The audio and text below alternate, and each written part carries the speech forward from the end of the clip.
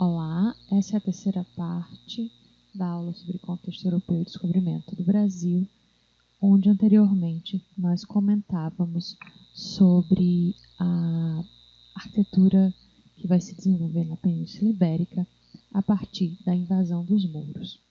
Bem, um ponto importante a ser comentado é, além da arquitetura das mesquitas e a arquitetura defensiva, é a arquitetura residencial desse momento. Dentro da cultura muçulmana, há uma grande necessidade de proteger a intimidade da família. Portanto, a arquitetura responde a isso, criando uma série de mecanismos de defesa da vida cotidiana. Por exemplo, as casas normalmente vão ter um ou dois pavimentos, elas se voltam para o interior, então a estrutura é organizada em torno de um pátio, a fachada externa tende a ser fechada com poucas aberturas, e essas aberturas, quando existem, são protegidas por elementos que nós denominamos muxarabis e gelosias.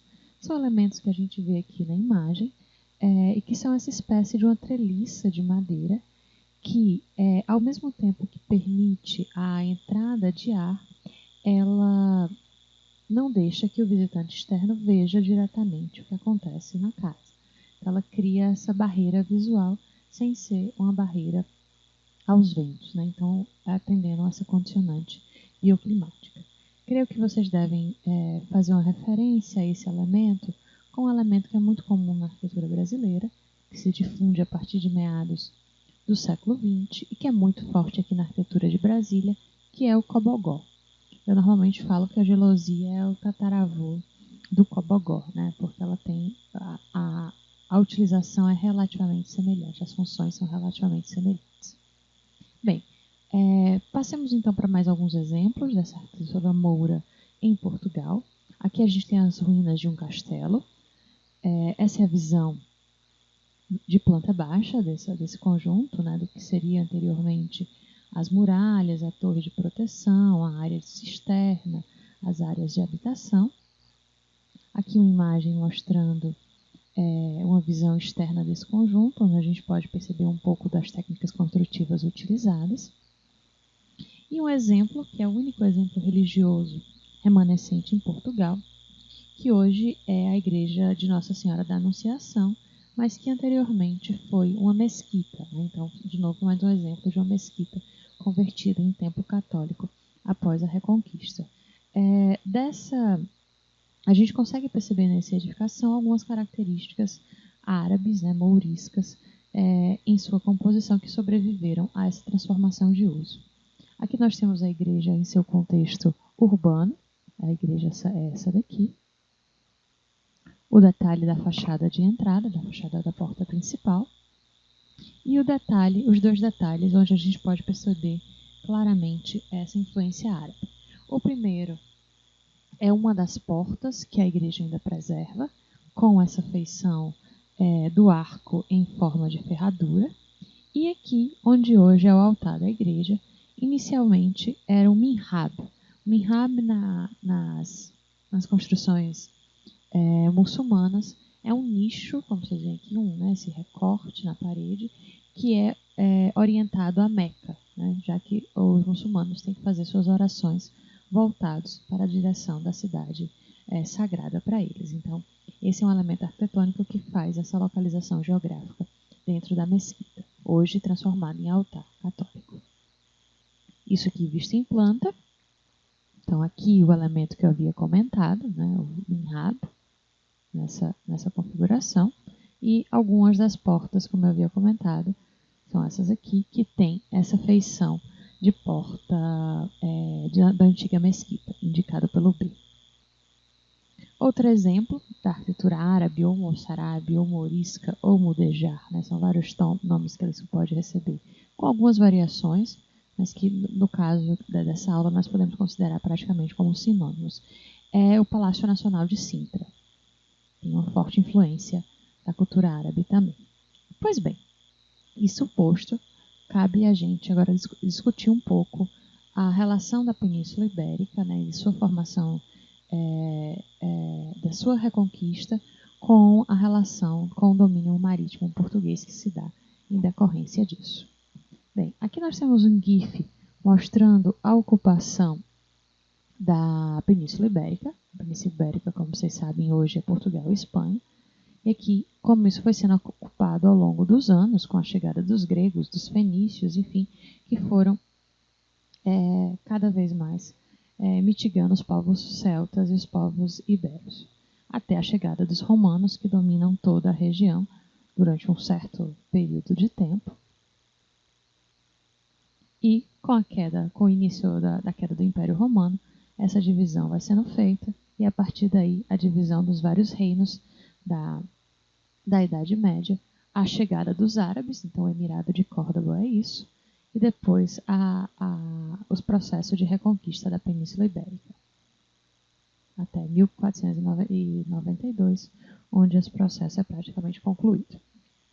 Pois bem, a Guerra da Reconquista, né, a Reconquista Cristã da Península Ibérica, que começa a se dar em meados do século XII, que começa então a formação do Estado português.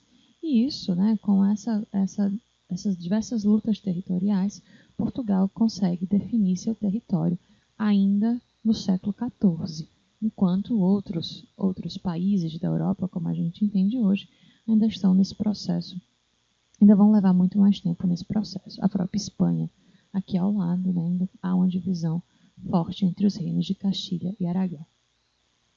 Bem, então a formação do Estado português se dá dessa maneira muito rápida, muito nova frente aos demais povos da Europa, e dentre esse momento, em relação à arquitetura, vai haver uma grande miscigenação, desde a arquitetura medieval, e aí ressaltando que essa arquitetura medieval vai também trazer em sua fonte referências ao passado clássico, à invasão dos romanos nessa região, e esse medieval que tem uma dupla origem, tanto um medieval árabe, um medieval de origem muçulmana, como um medieval de origem cristã.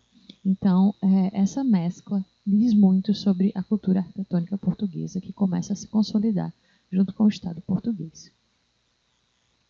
Para vocês terem ideia do que eu estou comentando, vejam a formação de Portugal aqui em finais do século XV, comparado, por exemplo, com o que hoje é a França, ou aqui a Alemanha, né, e outros exemplos, aqueles países mais ao norte, ou a própria Itália. Né? Vejam aí essa divisão muito mais acirrada em pequenos reinos e, por causa disso, também repleta de diversas discussões e guerras, inclusive, dentro dessas conquistas territoriais.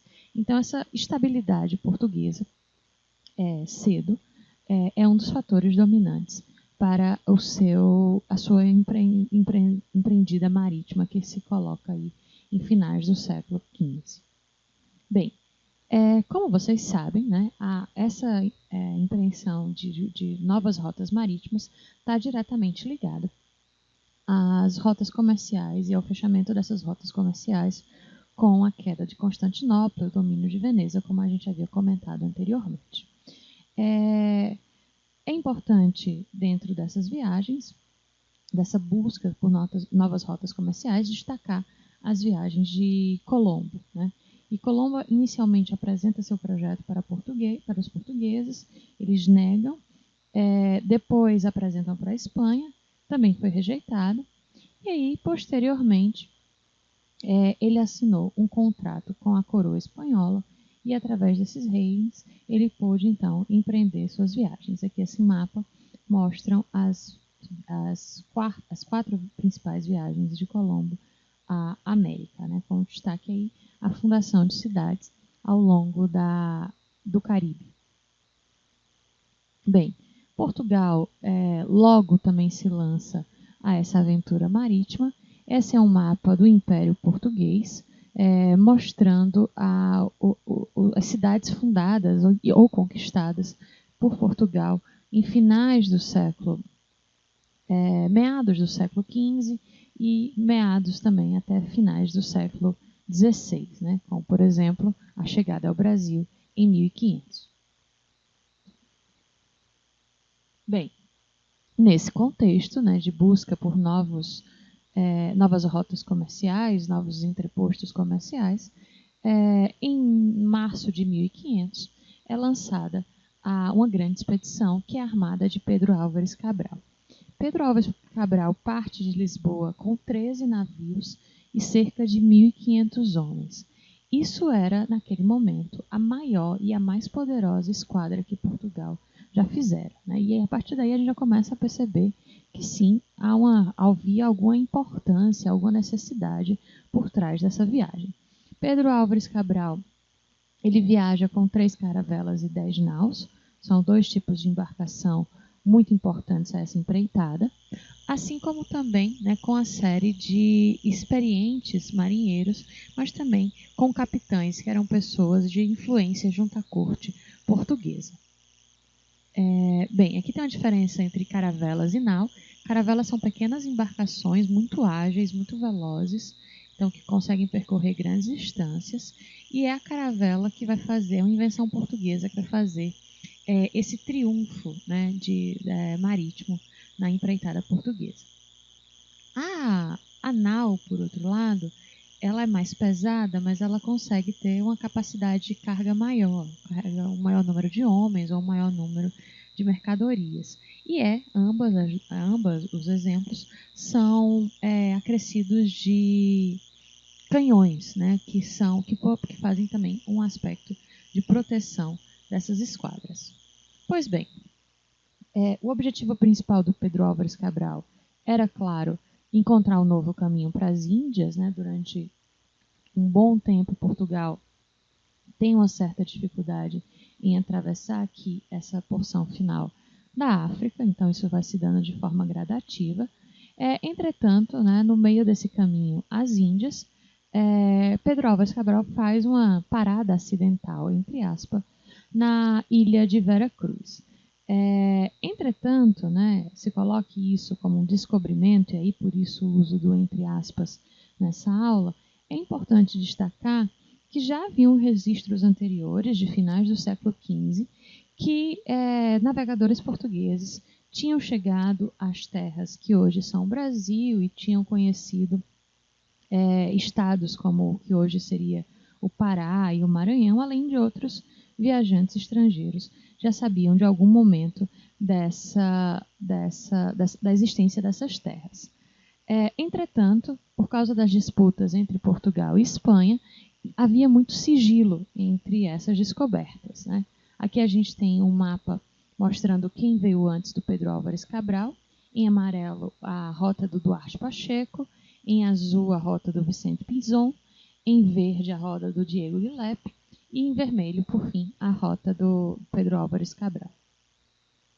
Bem, nós sabemos então desse processo de conhecimento prévio dessas terras e de todo esse processo de defesa dessas informações, até porque havia um grande processo de espionagem entre as duas coroas, porque o Duarte Pacheco escreve um livro, um manuscrito, denominado de Esmeraldo Cito Orbis, no qual ele já descreve ao rei português, o Manuel I, a existência dessas terras, né? E aí a existência dessas grandes terras, inclusive, já destacando nela que ela era grandemente povoada, além de que se achava nela muito e fino Brasil. Brasil é o pau-brasil, né? Seria uma abreviação disso, que é uma matéria, que é um elemento importante dentro desse comércio de especiarias para a Europa. Bem, fazemos uma pausa aqui nesse momento. Em breve voltamos com o próximo vídeo. Agradeço a atenção e até breve.